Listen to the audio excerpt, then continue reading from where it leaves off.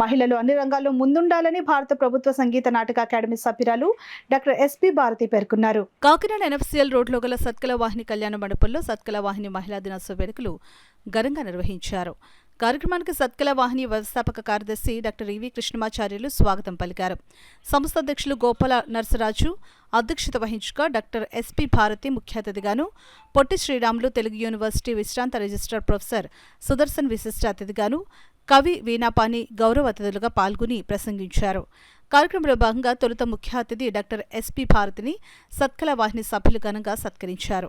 అనంతరం సంస్థ ఉపాధ్యక్షురాలు కలగా శివరాణి, సత్కల వాహిని సభ్యులు ప్రభావతి, కుంచిక లక్ష్మి, గుండవరపు శాంతకుమారి, శేష్కుమారి, నాగమణి, గోరుగంతల సుబ్బాలక్ష్మి, ఆకెళ్ల పద్మ, చిత్తజల్లు స్వప్న, కాకినాడ నాట్యాచార్యుల సమైక్య సభ్యులను ముఖ్య అతిథులు డాక్టర్ ఎస్పి భారతి ఇతర సభ్యుల చేతుల మీదుగా ఘనంగా సత్కరించారు. ఈ కార్యక్రమంలో తురగా సూర్యారావు, డాక్టర్ గరికిపర్తి నమశివాయ, కూచి భాస్కరరామం, పలువురు నగర ప్రముఖులు సత్కల వాహిని సభ్యులు పాల్గొన్నారు.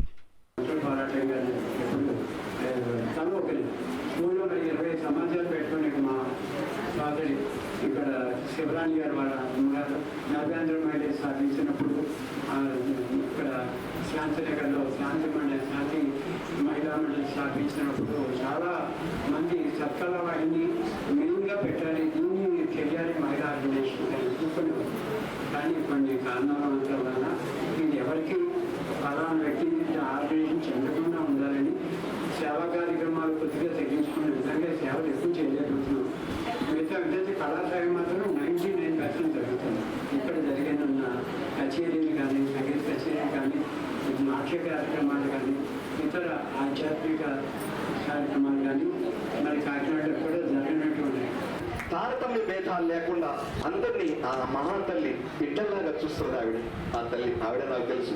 వారమ్మగారు ఇక్కడికి వచ్చిన తర్వాత చూశారు శ్రీనివాసమ్మ గారు. అందరికీ నా హృదయపూర్వక నమస్కారాలు తెలియజేసుకుంటూ శ్రీకృష్ణుని కలుసుకుంటూ ఇక్కడ మహానుభావులు ఇందాక వారి వేదిక మీద పొద్దున మాట్లాడారు, అద్భుతంగా మాట్లాడారండి. నాకు అనిపించిన 10 నిమిషాలంటే గంట వాళ్ళు మీకు ఆ వేదిక మీద అనిపించింది నాకు. అయితే వాళ్ళకి రావడానికి కారణమైన ఒంగూరు చిట్టరాజు గారు, వారి కోసం వచ్చాను.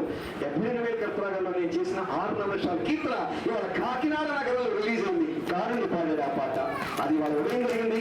సాయంత్రం కృష్ణ కోసం ఇక్కడికి రావడం జరిగింది. ఇందరి ఆత్మీయుల మధ్యలో మా తల్లి గురించి, మన తల్లుల గురించి, చెల్లెల గురించి, భార్య గురించి, బిడ్డల గురించి మాట్లాడుకునేటువంటి అవకాశం మహిళా దినోత్సవం అనేటువంటి పండుగ కాదండి. ప్రతి క్షణం మహిళా దినోత్సవమే. మాతృదేవత, మాతృభూమి అంటూ అద్భుతంగా అనర్గళంగా మరి మన ముందు ఆవిష్కరణ చేసినటువంటి వారి హృదయాన్ని మనం గౌరవిస్తూ ఒక్కసారి వారికి కూడా శుభాభినందనలు తెలియజేద్దాం. ఇక మహిళా దినోత్సవం అంటే జనరల్గా ఏవో మన హక్కులు అంటూ మనం ఏవో పొందలేదు అనుకుంటూ అనేక రకాలుగా సభల్లో మనం మాట్లాడుతూ ఉంటాం. నిజానికి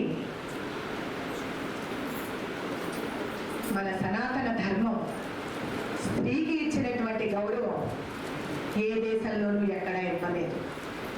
మన భారతదేశం ఎత్ర నార్యస్తు పూజ్యంతే రమంతే తత్ర దేవత అంటూ ఎక్కడ సంతోషంగా స్త్రీలు పూజింపబడతారో అందరి చేత అక్కడ మాత్రమే దేవతలు కొలువై ఉంటారు అని చెప్పినటువంటి ధర్మం మన సనాతన